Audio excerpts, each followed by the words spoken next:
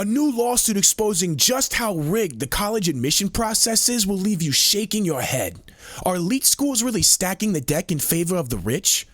Are we really surprised? Let's get into it.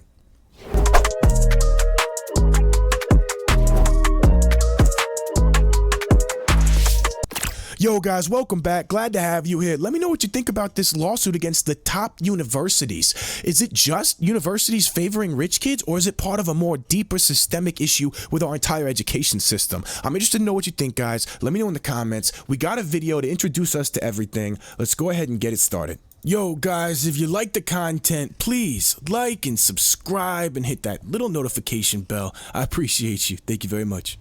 A federal lawsuit has been filed against some of America's most prestigious universities.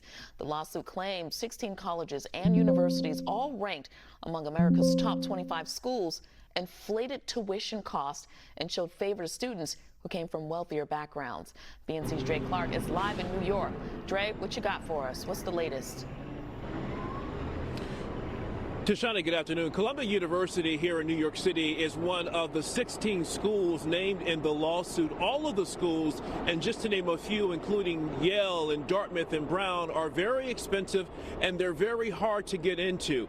A lot of the students who want to go to those schools need a financial aid, and then there are those who don't because they come from wealthy families, and their families will donate money to the schools that their children would like to attend. But this lawsuit, which was filed in Chicago on Sunday here in federal court, represents 5 former students who attended some of the schools named in the lawsuit. The lawsuit essentially claims for some 20 years, close to 170,000 students were overcharged tuition and other costs because they did not get the proper financial aid they qualified for. The lawsuit also alleges that the schools violated antitrust laws by acting in concert and sharing a formula that calculates financial aid for students in need, and the lawsuit claims the formula favors admitting prospective students who come from wealthy families. Now, the universities are part of the 568 presidential group. According to the Wall Street Journal, who has taken an extensive look at this group, the alliance of schools, they meet multiple times a year to discuss formulas that they will use to determine financial aid. Now, the attorneys representing the 5 plaintiffs maintain that all of these universities highly favored against students who came from wealthy families and disfavored those students who had financial needs. Now, we have reached out to Columbia and several other universities, and we've not heard anything back. We also reached out to the law firms representing the 5 plaintiffs, and they have either declined our request for an interview or have yet to return our phone calls and emails. Reporting live in New York, I'm Dre Clark for BNC. Tashani. Dre, thanks for that report, buddy. Are we even surprised at all? Really though? Are we even surprised at all, man? Let's dig into it. Elite universities, including MIT, Georgetown, accused in court of favoring wealthy in admissions. A new motion filed Monday in a lawsuit spanning back 2 years accuses elite colleges of secretly favoring the wealthy in the admissions process and demanding $685 million in damages. Yo, guys, I wanted to make it clear real quick. Harvard is in the thumbnail only because it made a good thumbnail. Everything I've found, Harvard is not one of the colleges named here. So I just wanted to make it clear. This is not a lawsuit against Harvard in some way. It made a good thumbnail. It very clearly depicted the sentiment that I was describing, right? So I want to make it clear, Harvard is not a part of this. The new filing says the schools, including the University of Pennsylvania, Georgetown University, the Massachusetts Institute of Technology, Cornell University, and others, participated in a price-fixing cartel. The lawsuit was filed by former students against more than a dozen elite schools back in 2022, most of which have settled with the plaintiffs. But 5 schools are facing more schools. But 5 schools are facing accusations. They were right, because it was 16. Harvard still was not one of them. Well, they were facing accusations that was letting in certain students based on wealth and donations on their families. One example in the motion accused a former president of Georgetown University of putting 80 students on a special list due to their families' wealth or donations, saying most of them got in. Some of them didn't. How effed up were those kids that didn't get in? To be on a special list because your family donated and you still didn't get in? Shh. How bad? I want to see what those what those tests looked like. The plaintiffs say universities were supposed to participate in need blind admissions that using wealth as a factor violated the law. The schools denied the allegations and argued they have spent hundreds of millions on scholarships for low-income families. In short, MIT has no history of wealth favoritism in its admissions, quite the opposite. After years of discovery in which millions of documents were produced that provide an overwhelming record of independence in our admissions process, plaintiffs cite just a single instance of where the recommendation of a board member helped sway the decision for 2 undergraduate applicants. Yeah, but dude, that doesn't, if they're establishing a connection, dude, are you trying to tell me that there is no system of classism in college, dog? Dude, to try to argue that, give me a break. First off, the whole college system is classist. The price system is ridiculous. You guys, they're creating either indentured servants or basically wealthy elite CEO class, right? You've got the donation class that gets in, and then you've got the class that's paying off those student loans for ages that get in. Other than the select few that really make something work off of it. And dude, like, are you trying to tell me that the whole Greek life system is not a giant class promotion system to begin with? Are you kidding me, dude? No, man. Hell no. Dude, regardless of whether this in single instance of this lawsuit is correct or not, the entire sentiment, in my opinion, prevails. There is a giant system of promoting. Are you kidding me, dude? The short list? They're talking about an entire short list. What are they? Man, no, screw these guys, dude.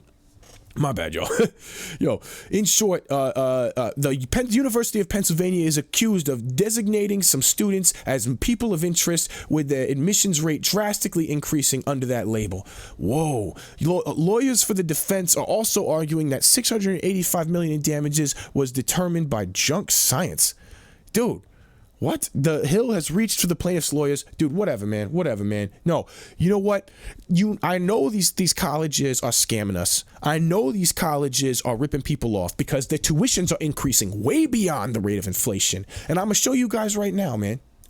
These colleges, these tuitions, dude, think about it. You've got a whole opaque tuition system, right? It's based off these student loans. All people are seeing are their upfront costs. They're not really, and on top of that, they're not seeing all the interest that they've got to pay. And it allows absolutely egregious spending all up and down in our halls of education and higher education. And they're misusing the money. They're pocketing the money left and right. They're ripping people off. And they're either creating indentured servants or they're creating a connected wealthy class. Are you kidding me, man? And then, dude, when you pair Greek life on top of it and how Greek life fits into the whole system, college in of itself is a giant indoctrination system as well as a massive class creation system, class promotion system. And it helps establish, I mean, the whole social environment within college helps establish the hierarchy that people carry into their life into adulthood. It helps establish and normalize the entire system of extended adolescence. Like, dude, man, no. Federal student loans and rising tuition costs, and Insider speaks up. We've been debating for 3 decades whether federal student aid leads to higher tuition in college. Now a new well-placed voice has weighed in. The 1987 then Secretary of Education William J. Bennett argued that increases in financial aid in recent years have enabled colleges and universities to blithely raise their tuitions, confident that federal student loan subsidies will help them cushion the increase. The higher education establishment indignantly denied the claim, but there was no doubt that tuitions were rising faster than the inflation level. And while some people insisted that the federal and state aid to higher education was being cut back, that was hard to credit. Bennett pointed out in 1987 that the federal student aid had risen 57% since 1980, while inflation had risen only 26%. A 2020 study by the Congressional Budget Office brought the numbers up to date. Between 1995 and 2017, the balance of outstanding federal student loan debt increased more than 7-fold, from $187 billion to $1.4 trillion. In a 2017 study, the Federal Reserve Bank of New York found that the average tuition increase associated with expansion of student loans is as much as 60 cents on the dollar. That is more than federal aid to students enables colleges to raise tuition. That is, the more federal aid to students get, the more federal aid that students get, the more colleges are enabled to raise their tuition. Salaries rise, bureaucracies expand, more courses from history and analysis of rock music to ultimate frisbee are offered. Dorms, dining halls, recreation centers become more lavish. Even with all this spending, employers don't find that new grads are well prepared in the workplace at all. But now, in addition to academic studies, we have insiders' testimony. For a new book and a lengthy Wall Street Journal article, reporter Josh Mitchell talked to Al Lord, former CEO of Sallie Mae, then quasi-government enabler of student loans. At the time, Lord viewed student debt as good investment for families. He made Sallie Mae the biggest student lender, but now in retirement, he has a confession to make. He joined the board of Penn State, and Mitchell writes, he had an epiphany. Colleges were an incredibly inefficient business, and the student loan program enabled them. Oh, he had an epiphany. Oh, all of a sudden, he had an epiphany. Now that he was retired, he was ready to write a book and drop it and make a ton of money off of it. You kidding me? Oh, yeah, but he just had an epiphany. He was stunned to learn how big Penn State's budget was, about $5 billion in 2014, and how quickly it grew. It's $7.7 billion now. Yo, he was stunned to discover how much his grandchildren's college educations were costing, as much as $75,000 a year per child. He had known colleges were raising their prices faster than inflation, but he'd figured it would have to stop, but it hadn't. Oh, he would figured, it would just have to stop, with nothing making it stop. It would just have to stop, but it hasn't. They raised them because they can, and government facilitates it. Schools were able to hike tuitions, and students now had expanded access to student loans. Federal student loans went up, so did tuition, college budgets, and the debt that students carry for years. This system isn't working. Guys, no matter how you try to spin it, no matter how they try to defend themselves, they are ripping people off with these tuitions, man. They are ripping people off because they don't care. They're trying to make indentured servants out of the lower class, and they're trying to get, with all this emotional, this rhetoric of emotional empathy that they're projecting into our cultural zeitgeist, and it's promoting all of these people in the lower classes to pursue all of these degrees that are based not at all on any sort of functional basis, any sort of value production, value creation. Instead, they're based on some sort of ethereal, in reality, a lot of these courses more than likely are taking advantage of a lot of these kids, both rich kids and kids from the lower classes, by creating these courses that in reality they're probably taking you through a lot of your trauma. Instead of actually teaching you something, that you're like absolving your trauma in some indirect way. You know what I mean? Like dude, it's crazy some of the how far these courses have gotten, man. And we have another thing. The New York Times hides it behind a paywall, man. Screw these paywalls, dude. There's a PDF here. I got it on the other version. But yeah, the persistent grip of social class on college admission. The SAT has fallen out of favor, but a study looking at essays suggests soft factors have their own issues. It's hard to detangle social class from college admission process. The University of California says it's trying. Oh my God, California, dude. Announcing recently it's dropped consideration for the SAT and ACT. It was part of a settlement in a lawsuit alleging, I don't know, man. I had half a college degree done in high school. I never really ended up finishing it because I was very successful running around the street. But I got on my pre-SAT, I got a really good score, man. So I didn't.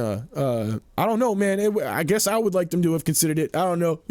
I don't think that's. I guess that makes sense too, because people are distracted. But the problem is, don't make education easier for people, man. Don't address it by making education easier for people. Address it by reaching out more and helping the kids that are going through. Look, I had a very traumatic home environment growing up. Okay, and I've got a lot of resources and ways that we can reach out to those kids. Yo, our inner city communities, check out my article on inner city communities on how we can reach out to kids that are dealing with those kinds of issues, and we can help them have the tools to cope with their trauma. Because I even though my emotional baggage led me to run around in the street instead of pursuing my education, on the education side, I ended up being very successful because I was able to place my trauma where it belonged, because of the information that I pursued at the time. And that's a byproduct of the very specific nature of my trauma. Most people do not have the very specific set of circumstances that I had. But for most people, you got to reach out to them and help them see the things that they're not being shown. You get what I'm saying? That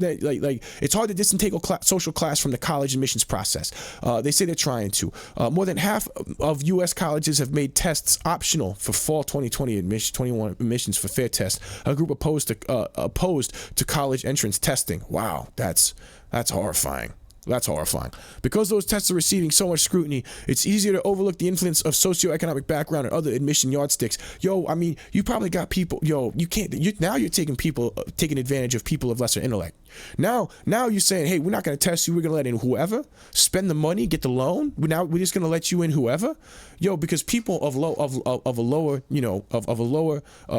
exposure and they're going to choose classes that aren't going to be as functionally valuable by nature, statistically. Some of them are going to gravitate to really useful stuff, but those guys are going to go to trade schools. Yo, man, come on, man. This is not, yo, don't, look, I was making assumptions. I could totally be wrong about all the stuff that I was saying demographically about people in the educational that system and where they lie. All right, I'm not trying to make assumptions on where they go, trade school, what. You know, I could be totally wrong about that. I'm not trying to, be irresponsible with that. But dude, man, like this stuff is real, man. Like this stuff is real. This social class stuff and the way college is used to promote social class, this stuff is real. And this lawsuit is pointing it out. And no matter how they try to defend themselves from it, dude, don't buy that stuff, man. This is corporatist neoliberal bull, and this is the exact corporatist neoliberal system. And this lawsuit exposes it, man, with these short lists and who's donating what, and everybody who donates gets in, unless I guess they so bad only 2 of them didn't. Yo, man, don't. This stuff is real, man, and we can see it in so many other ways too, because the college loan system has enabled them to try to even increase this, right? And so now you've got a dichotomy of people who come from 2 different classes, and one gets funneled into indentured servitude and the other one gets funneled into perpetual wealth or generational wealth. You get what I'm saying, guys. You get what I'm saying. The cards are stacked, all right? I got a plan, all right? I got a plan, an alternative education system. Videos running long. Check the website. I got a plan for it to help everybody figure out how we can decentralize our education system. Not by getting rid of these institutions, but by remapping how some of our institutions function and creating more modular systems. In more modular institutions and educational systems. So anyway, guys, yo, great talking to you today. Talk to you tomorrow, guys. Thanks for coming. Please check out one of these videos over here that you see on your left. Music, whatever. I make a lot of music. I think it's great music. I think you really enjoy it. Imagine a dude that was running around the street and still thinking about all this stuff while he was out there running around the street and then putting it in his songs. So enjoy, guys. Please enjoy something. I appreciate you.